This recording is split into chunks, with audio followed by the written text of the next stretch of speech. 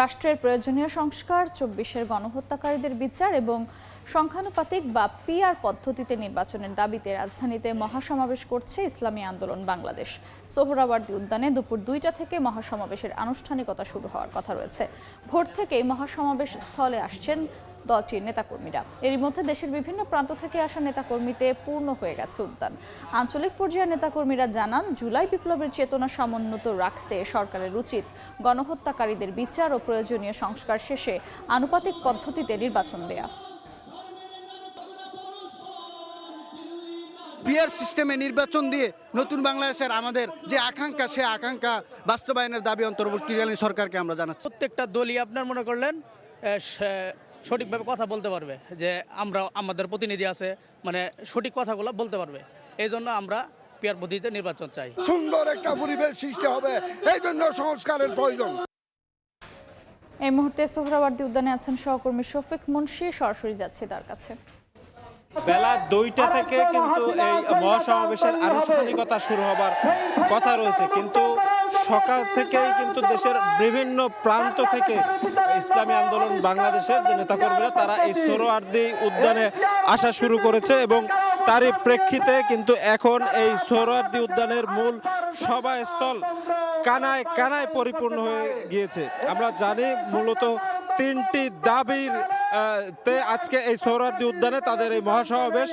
তাদের প্রথম যে দাবিটি সেটি হচ্ছে রাষ্ট্রের প্রয়োজনীয় সংস্কার করতে হবে।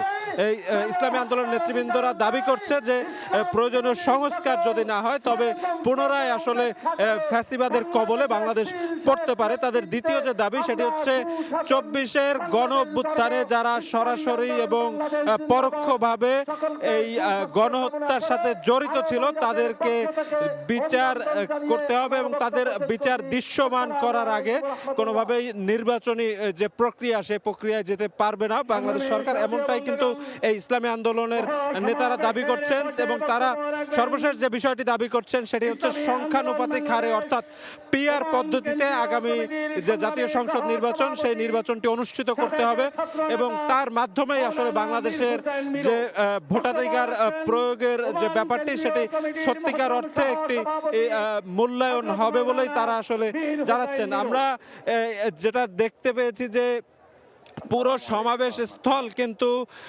বিভিন্ন বয়সী মানুষের ঢলে পরিপূর্ণ এবং তাদের অনেকের হাতেই কিন্তু বাংলাদেশের জাতীয় পতাকা, ইসলামী আন্দোলন বাংলাদেশের যে দলীয় পতাকা আছে সেটিও আছে। একই সাথে নানাভাবেই কিন্তু নানা প্ল্যাকার্ড তারা তুলে ধরেছেন। তারা তাদের দলীয় প্রতীক যে হাত পাখা সেটিও কিন্তু রেখেছেন। সকাল ১১টা থেকে কিন্তু আঞ্চলিক পর্যায়ের যে নেতৃবৃন্দ আছে দলটির বিভিন্ন ইউনিটের সেই নেতৃবৃন্দ এই মঞ্চে উপবিত হয়েছেন এবং তারা তাদের বক্তব্য তুলে ধরছেন ধারাবাহিকভাবে। এবং জোহরের নামাজের পর অর্থাৎ বেলা ২টার পর দলটির আমির এবং সিনিয়র নায়েবে আমির সহ অন্য যে নেতৃবৃন্দ আছেন কেন্দ্রীয় এবং শীর্ষ পর্যায়ের তারা একে একে বক্তব্য দেবেন।